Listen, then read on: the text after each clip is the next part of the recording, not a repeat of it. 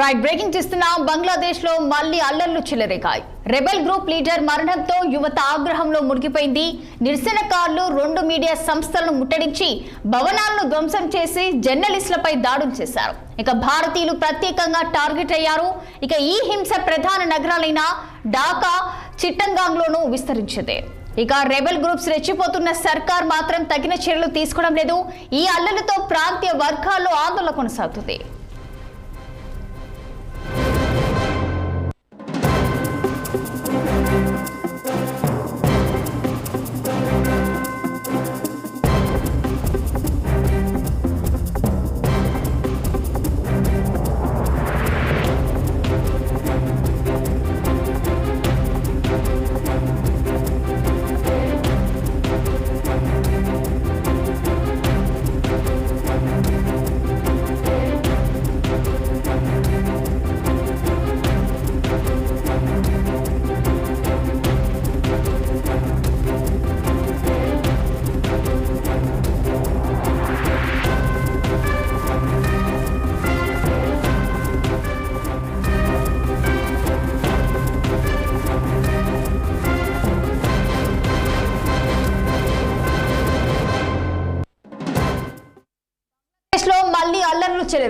Rebel group leader మరణంతో యువత ఆగ్రహంలో మునిగిపోయింది. నిరసనకారులు 2 మీడియా సంస్థలను ముట్టడించి భవనాలను ధ్వంసం చేసి జర్నలిస్టులపై దాడులు చేశారు.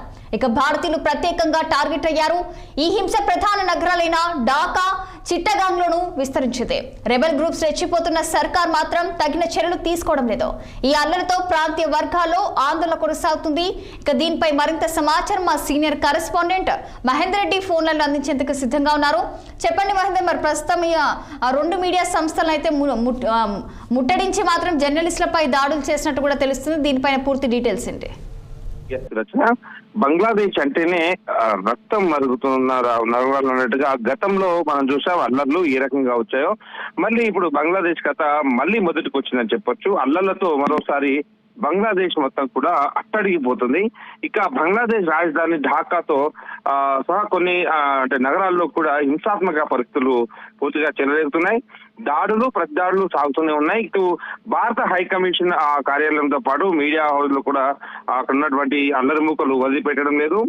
ఆందోళనకారులు అతిపెద్ద బెంగాలీ వార్తాపత్రిక అయిన ఇటు ప్రథమాలో అలాగే డైలీ స్టార్ కార్యాలయంపై కూడా దాడిని అయితే మొత్తం నిన్న చేయడం జరిగింది. అలాగే నిప్పు కూడా పెట్టడం జరిగింది. మొత్తం దాన్ని ఒక టోటల్ విధ్వంసాన్ని సృష్టిస్తున్న పరిస్థితి కనిపిస్తుంది.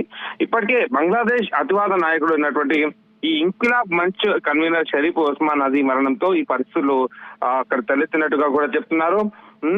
అంటే డిసెంబర్ 12న ఢాకాలో ఈ విజయనగర్ లో ప్రాంతంలో ఎన్నికల ప్రచారం ఉన్న హదీపై గుర్తు తెలియని వ్యక్తులు కాల్పులు జరిపారు. మరి తీవ్రంగా గాయపడిన అతన్ని మొదట ఢాకాలో ఆసుపత్రికి తరలించారు.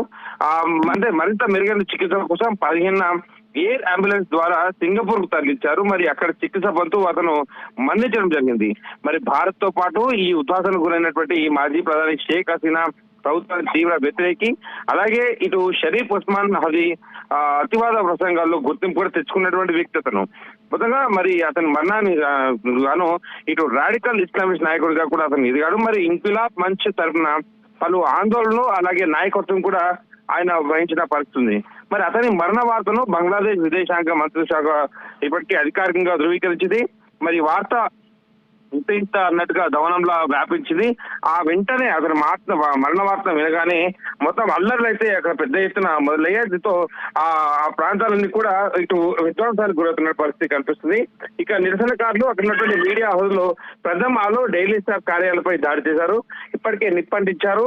మరి ఇటు రాజ్షాహి రోడ్ లోని అహ్లీ లీగ్ కార్యాలయానికి కూడా ఆందోళనకారులు నిప్పెట్టారు. వేలాది మంది ఇటు షాబాద్ పూల్ వరకు చేరుకొని రోడ్లు దిగ్బంధించారు. ఇటు హదీకి రక్షణ కల్పించడంలో ప్రభుత్వం అయితే పూర్తిగా విఫలమైనట్టుగా కూడా అక్కడ ఈ నిరసనకారులు ప్లకార్డులు పట్టుకొని ప్రదర్శనలు జరుపుతున్నారు. మొత్తంగా కూడా ఇదంతా ఊహించనింటుగా ప్రభుత్వము కానీ అక్కడ ఉన్నటువంటి ఎవరు కానీ ఊహించలేదు. కేవలం క్షణాల్లోనే ఈ ఆందోళన హింసాత్మకంగా కూడా ఇదంతా మారిపోయింది. మరి తొలుత ఈ కార్బన్ బజార్ లో ప్రథమలో ఆ కార్యాలపై దాడి జరగగా అనేక అంతస్తులు ధ్వంసం చేసి ఇటు ఫర్నిచర్ మొత్తం కూడా బయటికి తగలబెట్టారు. మరి గల్ఫ్లో పలు జర్నలిస్టులు అలాగే సిబ్బంది ఈ భయానం లోపల చిక్కుపోయినట్లయితే స్థానిక మీడియా నివేదించింది.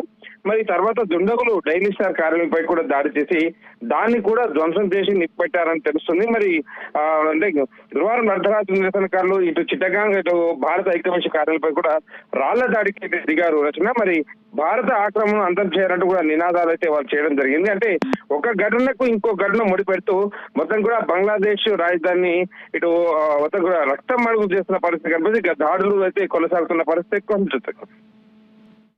మహేందర్.